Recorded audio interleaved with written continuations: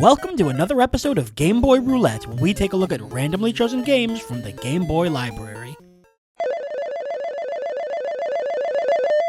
Tiny Toon Adventures Wacky Sports Challenge. Whoops, too many words, no time for a joke. As I said before, the 90s were a golden age for cartoons, especially for Warner Brothers Animation, and one of their most well-known shows was Tiny Toon Adventures. With almost 100 episodes made, the story of a school run by the Looney Tunes teaching the art of humor to a new, younger crop of cartoons was the perfect blend of classic humor, pop culture references, 90s attitude, and even the occasional dip into the creepy and surreal. It was definitely one of Warner Brothers' more popular cartoons of the time, although it only lasted for 3 seasons. Eventually canceled so they could focus on Animaniacs, which, let's be honest, isn't exactly the worst result. But hey, it was popular in the 90s, so it had a game made of it, and thankfully one of the companies that actually knew what it was doing had the IP, Konami. They really were one of the most dependable developers out there. Not only that, but Wacky Sports Challenge, originally made for SNES but ported to Game Boy, is that tried and true method of gaming known as the minigame collection. So with a proven developer handling a popular IP with a game style that usually results in a decent game, we potentially have one of those wonderful rare cases of a licensed game ending up being on the higher end of the quality spectrum. The cover is actually a little disappointing. Don't get me wrong, it's nice to see Babs, Buster, and Dizzy, but with how vibrant and well made the show's backgrounds were, a solid color just seems decidedly, how do I put this, untoony. Alright, Konami, what do you have for us this time? Let's get a little loony with Tiny Toon Adventures Wacky Sports Challenge. Tiny Toon Adventures, owned by Warner Brothers. Okay, the sign of this game is how quality the theme song is. You better do good, Konami. You better do good. Oh, it's wonderful. Oh, it's absolutely perfect. Tiny Toon Adventures Wacky Sports, aka Wacky Sports Adventures. It's apparently known as both, as it turns out. Okay, let's go. Oh, the theme is so good. Hooray! Sports festival or carnival? I don't know. Shoot, I wasn't prepared for this part of the test. Sports festival. 1 player. Beginner. Oh, I can pick. I was always a Babs fan. Dodo! The Acme Sports Festival is about to begin. I don't remember his voice. 6 events. The program is as follows.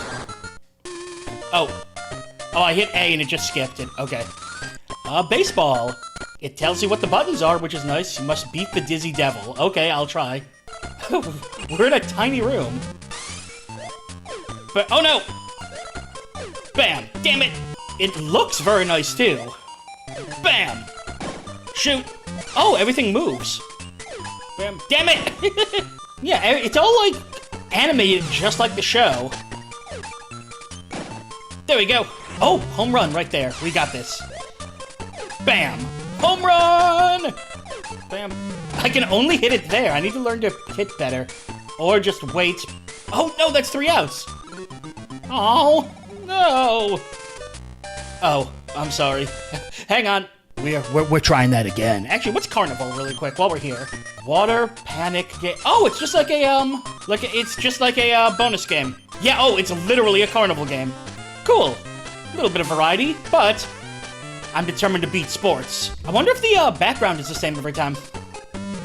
Yep, looks like it's the same pattern each time. Oh god, that went right through his legs. It's almost hard to give them credit, believe it or not, because it's Konami. And Konami always did good work back in the day. Okay, I just need 1 home run and we win. Bam! Victory! You qualified! American football. Ah, yes. Wait, what do I have to do? Fake out your opponents and try to qualify. You must score. Run? Oh god, it's just a running game. Football! I love the ears sticking out of the helmet. Oh, so this one's just just dodging. Okay, so there's a variety in the minigames. Oh god, uh-oh. The rules have changed. The gameplay's fine. It's just minigames. But man, oh god, they're fast. They're speeding up. But man, the game looks and sounds like spot on. It has that high energy that the show had. Woohoo! It looks like the show. They really did good at animating it, too. Unfortunately, I don't know if I'm going to be able to play every minigame included, so I'm going to have to look up what the other ones are. But I mean, just going off the 2 I've played so far, pretty dang good. The only problem with this minigame is that this one is going on a little long. Just a little bit. Not terribly long, but considering it's the same thing 4 times in a row with no evolution, it could use a little more variety. Part of me wants to see what happens if I get tackled, but I don't remember how many I had to get in order to qualify. So I'm just going to assume that if I get tackled, I lose instantly. Hooray! Okay, what's the next game? Tennis. Move forehand and backhand. You hit the panel. Oh, I see. Back and forth, back and forth. Her feet look like they're backwards. 1. Oh! Backhand. Forehand. Damn it. So yeah, each minigame is very simple, but in a good way. Damn it! I'm so tennis bad at tennis. You know what? I want to check something really quick. Hang on. The games are very fun. I just want to see if the intermediate and advanced courses start with different games. Or if they just higher difficulty. Sports Festival, 1 player. Super class. Yeah, let's give Buster a quick chance to shine. You start with baseball. And it starts with 4. Okay, so the minigames each time are the same. It's just a matter of how... it's just a matter of difficulty. Whoa, God! Okay, and the type of throw. I think I saw somewhere that it said, like, it's 6 minigames each, which is a decent little length, enough for, you know, get you through one session of the game. But overall, I don't know, there's not much to complain about. You know, I'd want to look up the other games, but, I mean, really, I'm sold on this game just from how it looks and sounds.